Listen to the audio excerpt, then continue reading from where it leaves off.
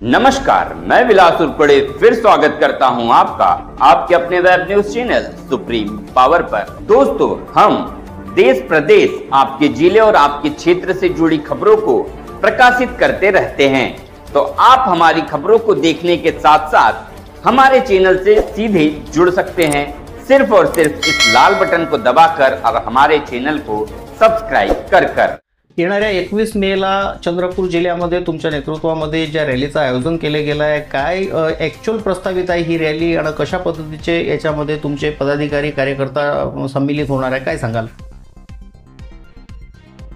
Akhil Bharatiya Congress committee तथा महाराष्ट्र प्रदेश काँग्रेस कमिटीच्या यांच्या निर्देशानुसार 21 मे या दिवशी देशाचे माजी पंतप्रधान माननीय राजीवजी गांधी यांची पुण्यतिथी आहे आणि राजीवजी गांधी यांचा मृत्यू कसा झाला, काय झाला हे आपल्याला सगळ्याला याची कल्पना आहे।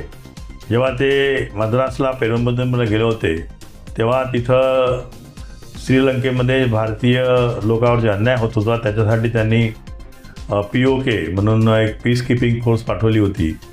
तर त्या फोर्स ते का पाठवली म्हणून तामिळ लिबरेशनच्या लोकांनी माननीय राजीवजी गांधी प्रधानमंत्र्याचा म्हणजे सुसाईड अटॅक करून त्यांना धारातीर्थी पाडलं, त्यांचं म्हणजे खून झाला।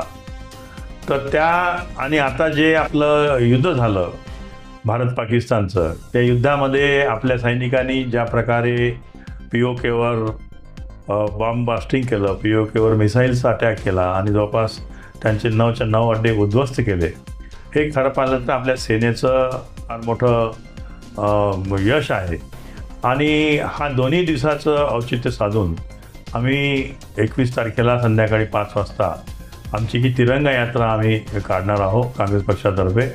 आणि या यात्रेमध्ये आमच्या राज्याचे जिल्ह्याचे नेते, विधिमंडळ पक्षाचे नेते माननीय विजयभाऊ वडेट्टीवार, आमच्या खासदार श्रीमती प्रतिभा धानोरकर, आमचे दुसरे खासदार नामदेवराव किरसांजी आणि जिल्ह्यातील संपूर्ण प्रमुख नेते, आजी माजी आमदार अडबले सर, अभिजित वंजारी सर हे संपूर्ण सहभागी होणार आहे।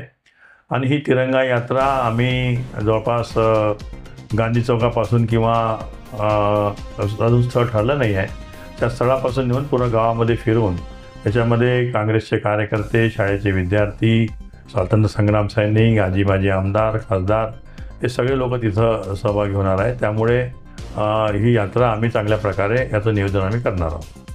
काँग्रेस पक्षाच्या घोषणापत्रामध्ये इलेक्शनच्या आधी, लोकसभेच्या इलेक्शनच्या आधी काँग्रेस पक्षाच्या घोषणापत्रामध्ये एक मोठा मुद्दा होता, तो म्हणजे जातीनिहाय जनगणना करण्याचा।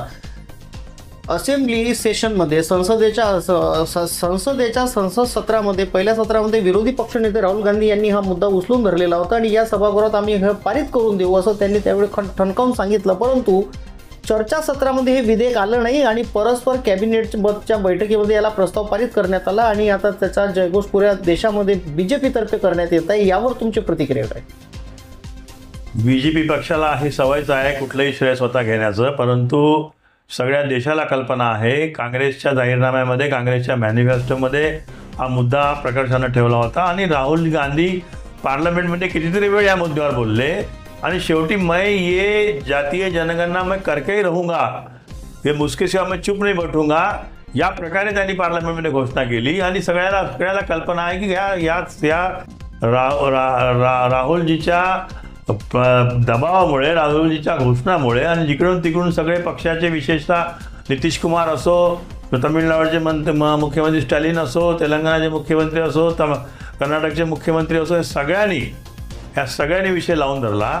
आणि तुम्हाला कल्पना असेल की हैदराबाद म्हणजे तेलंगणामध्ये अशा प्रकारची जनगणना त्यांनी सुरू पण केली, बिहारमध्ये जनगणना सुरू केली। मग शेवटी यांना कसं वाटायला लागलं की बा आता याशिवाय आपल्याला पर्याय नाही। आणि आमच्या पक्षाची, आमचे नेते राहुल गांधीची भूमिका आहे की जिसकी हिस्सेदारी उसकी उतनी भागीदारी।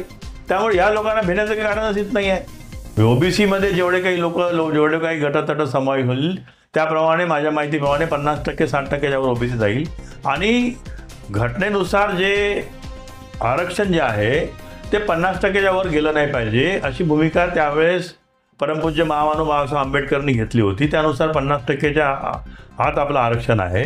परंतु आता फरक पडलेला आहे. अनेक असे लोक समोर येत चाललेले आहेत. त्यामुळे हे कुठतरी उठवलं पाहिजे. हे हा कुठतरी 70-75% पण हा स्लॅब गेला पाहिजे. ही पण आमची आणि राहुलजीची मागणी आहे. त्यानुसार शेवटी शासन त्यांचं आहे. त्यांनी घोषणा केली, त्यांनी त्याच्यामधलं जनगणना कशा प्रकारे करणार, कोणते कोणते मुद्दे राहणार, अजून त्याची घोषणा केली नाही. आमची मागणी अशी आहे की ज्या प्रकारे कर्नाटक आणि ज्या प्रकारे तेलंगणाने जनगणना केली त्या प्रकारे तेच मुद्दे घेऊन, म्हणजे गावामध्ये गेल्यानंतर ओबीसी किती आहे, एससी किती आहे, एसटी किती आहे, एनटी किती आहे, ओबीसी मधल्या पोटजाती किती आहे, मायनॉरिटी किती आहे, या सगळ्याचे कॉलम तयार करून त्यानुसार जनगणना जर केली तर या देशाला कुठंतरी माहीत पडेल आम्ही किती, तुम्ही किती, कोण किती. आज नाही तर राहुलजींनी म्हटल्याप्रमाणे 3% लोक देशावर राज्य करून आलेले आहे आणि 97% खरी बसलेले आहे. तर त्याप्रमाणे एक चांगल्या प्रकारचा मुद्दा, कोणतेही बीजेपीवाले किती काही बोलत असले तरी देशातील सामान्याच्या सामान्य माणसाला, गल्लीबोळातील माणसाला, डाऊन टू दी अर्थच्या लोकांना ही कल्पना आहे की ही भूमिका काँग्रेसची आहे, ही भूमिका आमचे नेते माननीय राहुल गांधीची आहे. आणि राहुल गांधीजी असो, खरगे साहेब असो, यांच्या दोघांच्याही प्रयत्नाला हे यश आलेलं आहे. त्यामुळे मी एक काँग्रेसचा जिल्हाध्यक्ष नात्याने ते स्वागत करतो. आणि यात ही जी जातीवादी जनगणना आहे ताबडतोबीने सरकारने करावी आणि त्यासाठी जी तरतूद पाहिजे, आज फक्त त्यांनी 5,000 कोटी तरतूद केली, त्याला जवळपास काहीतरी 50,000 कोटीच्या वर यासाठी निधी पाहिजे. ती जेवढी काही आवश्यक तरतूद असेल ती तरतूद पण त्यांनी करावी अशी आपल्या मार्फतीने विनंती करतो. राज्यामध्ये मागील 3-4 वर्षापासून स्थानिक निकाय संस्थेचे इलेक्शन झाले नव्हते. आता सुप्रीम कोर्टामध्ये केस होती. एक तर ओबीसी आरक्षणासंदर्भात, दुसरी प्रभाग रचनेसंदर्भामध्ये ती केस सुरू असताना आता सुप्रीम कोर्टाने एक आदेशच दिल्यासारखं एक हे दिलेलं आहे की येणाऱ्या 4 महिन्यामध्ये स्थानिक निकाय संस्थेचे इलेक्शन तुम्हाला घ्यावे लागतील. या निर्णयाकडे तुम्ही कसं बघता ना? तुमच्याही जिल्ह्यामध्ये जिल्हा परिषद असो किंवा ग्रामपंचायत असो, इतर स्थानिक स्वराज्य संस्थेचे निवडणुका झालेल्या नाही, त्याचा असर पक्षाला कसा होतो? त्याचं मी अगोदर सुप्रीम कोर्टाने निर्णयात स्वागत केलं. सुप्रीम कोर्टानं म्हणणं आहे की जशा परिस्थितीमध्ये आहे तशा परिस्थितीमध्ये निवडणुका घेतल्या पाहिजे. प्रभाग रचना असो की बाकीच्या गटरचना असो, त्या प्रकारे आता सरकारनं काम पण सुरू केलेलं आहे. त्यांनी 4 महिने जरी असं म्हटलं तर काही जरी अडचणी असल्या, समजा पाऊस असला किंवा काही असलं तर निवडणूक आयोगाला त्यांनी मुभा दिलेली आहे की तुम्ही ॲफिडेव्हिट तसं दाखल करा. त्यानुसार आम्ही या घोषणेचं स्वागतच केलं आहे. आणि कुठंतरी लोकशाहीमध्ये स्थानिक स्वराज्य संस्था, नगरपालिका असो, महानगरपालिका असो, जिल्हा परिषद असो, पंचायत समिती असो, नगरपंचायत असो, यामध्ये लोकांना प्रतिनिधी काही संधी मिळते. त्या दृष्टीने ही निवडणुका घेणं अत्यंत आवश्यक आहे. आणि या निवडणुकीचं आणि या सुप्रीम कोर्टाच्या निर्णयाचं मी जिल्हाध्यक्षाने स्वागतच करतो. काँग्रेस पक्षाचे तुम्ही माजी आमदार आहात, सुभाषभाऊ धोटे, तुम्ही इथे जिल्हाध्यक्ष पदावर पण आहे. अनेक पदं तुम्ही काँग्रेस पक्षाच्या संघटनेमध्ये भूषविलेले आहे. चंद्रपूर जिल्ह्याच्या सर्वांगीण विकासासंदर्भात आज बोलतो म्हटलं तर काय स्थिती आहे, काय सांगाल? आज परिस्थिती काय, जशाने तशीच परिस्थिती आहे. कुठला विकास झाला? तुम्ही पाहिलं नुसत्या बिल्डिंगा बनल्या नुसत्या. अहो, ग्रामीण गावामध्ये परवा आम्ही जिवतीमध्ये गेलो. त्या जिवतीमध्ये पाण्यासाठी, पिण्याच्या पाण्यासाठी लोक हा करून आलेले आहे. तिथं पाणी अजून मिळत नाही लोकांना. आणि आपण सांगतो की हा विकास झाला, तो विकास झाला. विकास झाला कुठला सांगा ना तुम्ही?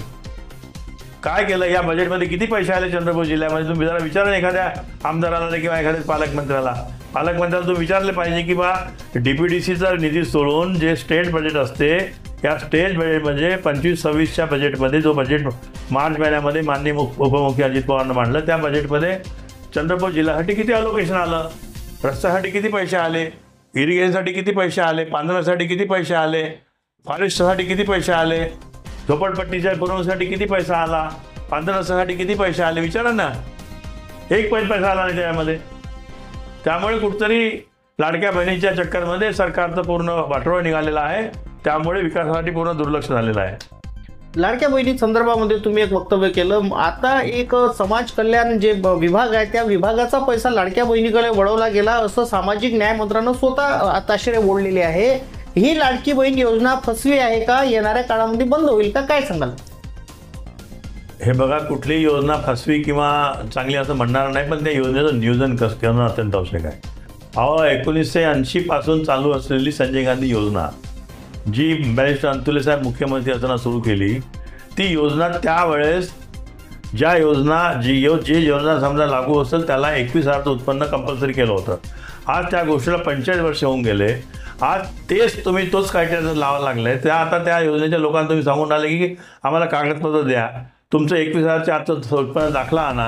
आज मला सांगा की लाडकी बहीण योजनेचा लाभ समजा तुमच्या घरी तुमच्या बहिणीला मिळत असेल तर 12 महिने 18,000 रुपये हेच होऊन जाते. तो 21,000 उत्पन्न दाखला आणणार कसा? त्यामुळे कुठेतरी हे सरकारनं अट रद्द केली पाहिजे आणि लाडकी बहीण योजना राबवू नका असं म्हणणार नाही. पण जुनी असलेली संजय गांधी योजना असो, इंदिरा गांधी वृद्धापकाळ असो, ह्या सगळ्या योजना ज्या आहेत त्या सुरू असल्या पाहिजे. तुम्ही तिकडे त्या बंद करताय आणि या चालू करताय म्हणजे एकूण एकच झालं. त्याला काय अर्थ होऊन राहिलेला आहे? म्हणजे लाडकी बहीण तुम्ही लाडक्या बहिणीला तुम्ही दिवाळीची किंवा याची भेट देऊन राहिले, लाडक्या भावाला उपाशी ठेवून राहिले तुम्ही. हे चुकीचं आहे.